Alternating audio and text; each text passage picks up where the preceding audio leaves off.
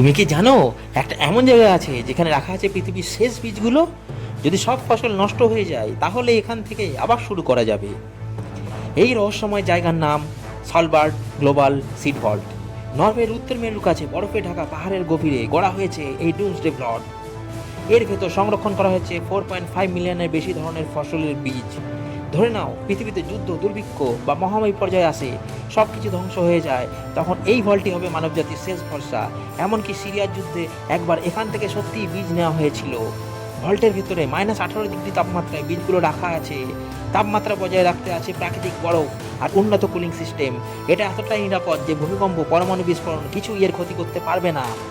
এই বীজ ভাণ্ডার রয়েছে ধান, গম, ডাল, মুসুরি, এমনকি স্থানীয় আদিবাসীদের জাতের বীজও। বিশ্বের 100-রও বেশি দেশ নিজেদের বীজ এখানে পাঠায়, যেমন ভবিষ্যতের জন্য রক্ষা করে রাখা যায়। এটা শুধু একটা ভল্ট না, এটা আমাদের ভবিষ্যতের ইন্স্যুরেন্স। এখানে জমা আছে আমাদের জীবন নিরাপত্তা, খাবারের নিশ্চয়তা। তাই মনে রেখো, এই পৃথিবীর ভবিষ্যৎ কিন্তু বরফের নিচে ঘুমিয়ে আছে। ভালো লাগলে চ্যানেলটি সাবস্ক্রাইব করতে ভুলো না। সম্পূর্ণ ভিডিও দেখতে হলে ডেসক্রিপশনে থাকা লিঙ্কে ক্লিক করো আর সম্পূর্ণ ভিডিও দেখে নাও, এর ব্যাপারে ডিটেলসে আরও জেনে নাও।